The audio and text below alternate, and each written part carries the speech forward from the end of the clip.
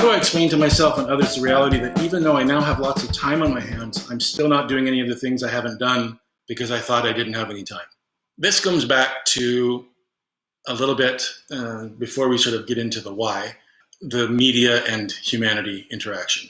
The beginning of this process was like, these are things you can do to keep yourself busy at home, and everyone's posting push-up competitions, and I ignored them because I have strong boundaries. It's awesome. Eat what I want and don't do push-ups. Life's good. So that was the first wave. Be productive. Take advantage of this time. Then came the second wave of, you don't have to be so productive. You can just lay around and do nothing, and that's fine too. Of course, the truth is somewhere in the middle, right?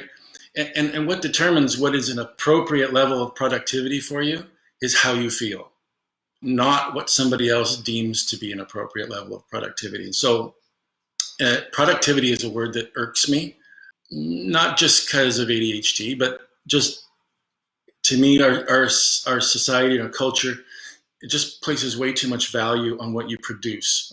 So in the middle of a worldwide pandemic where people are burdened by fear and anxiety and depression, and they can't get their breakfast cereal that they want, we're also supposed to be producing things and growing as people. I mean, it's ridiculous. The reality is most people who go through trauma don't develop PTSD, post-traumatic stress disorder. Most people who go through trauma experience what we call post-traumatic growth, that they learn something from the experience, that they reprioritize something in their lives, and some of you may be experiencing that as we go through this. But post-traumatic growth is post-traumatic. Rarely in the middle of the trauma are people saying, oh, I'm realizing how this is benefiting my life. Usually they're just saying, this sucks and why does it keep happening? So let's have some perspective and take the pressure down a few notches about the need to be productive. Now, back to the question. So all this time I thought I wasn't doing stuff because I didn't have time. Now that I have time, I'm still not doing stuff. That must not have been the answer, right? Let's think of some possible explanations for it. And the reason why I say that is because the default, for someone to be asking me this question, I can guess what their default answer is to that question. That is because you're lazy. Now, I'm not going to say, no, that's not it. Well, it could be that, but we want to consider all the possible alternatives, right? So it could be that I'm afraid to try stuff because it's much easier to say, if I had the time, I would, learn how to paint. But now that I have time and I actually have to learn how to paint, I might realize I'm terrible at painting, and that would be embarrassing and depressing. So now I'm not going to do it. So maybe I'm afraid to try things. Maybe I got ADHD. I'm too disorganized to actually get my stuff together and know where to start. Maybe I have too many things that I want to do. I can't prioritize them and figure out what they are, so I end up doing nothing. There's so many possible explanations other than because you're lazy and dumb. That's probably the least likely of all of them. And the reason why I say that is because I don't really believe laziness is a thing. It is what it is to be unmotivated. And to be unmotivated is to not have enough dopamine in your brain released at the thought of doing something to actually get you to do the thing. So anything that you do that you find enjoyable or rewarding, you find it to be that because dopamine is being released in your brain. If you don't have dopamine released when you think about finally organizing the garage, you're not going to want to do the garage. That doesn't mean you're lazy. It means you don't have enough dopamine for some reason. And there's other things that we can do to maybe manufacture some dopamine. But one thing I want to touch on really quick before I go on to the next question that's related to this. In your prefrontal cortex right here behind your forehead, that's sort of like command central for your brain. It's weird. With my hat, I can never tell if it's on straight. I think it is.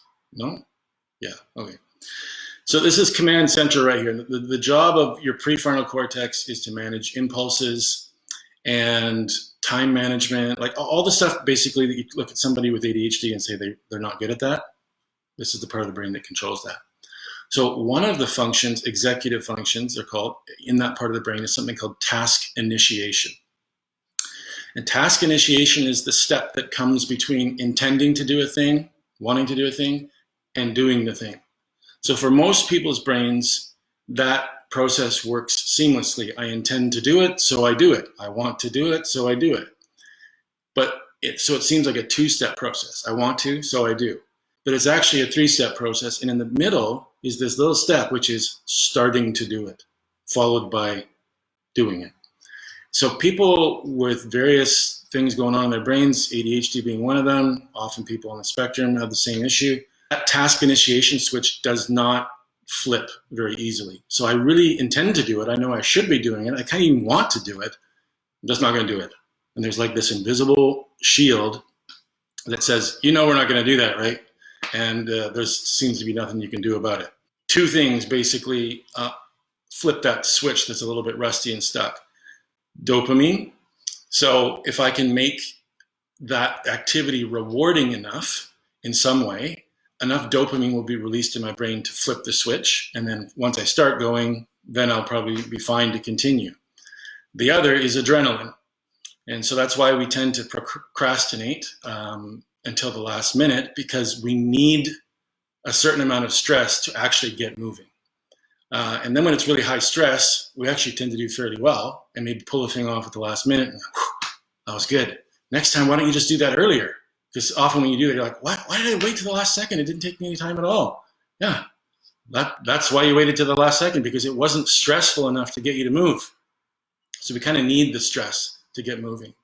So if you're finding yourself with a bunch of time on your hands and a bunch of things that you want to do, but you aren't doing them, you might need to get creative in incentivizing those things, or you might just need to realize you're going to get to them when you are stressed enough. That sounds weird and probably really frustrating to some people, but short of medication that is going to increase your dopamine level to start the motor in your brain, that's sort of what you're left with. One of the gifts of ADHD that can be a curse at bedtime is idea generation.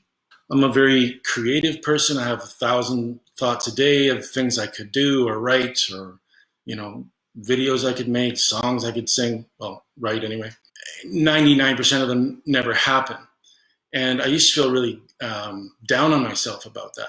And then I was reading this article about giftedness, and it talked about cultural sort of views on giftedness. And one of the points it made was that people look at someone who's gifted as if they are obligated to do something with the gift.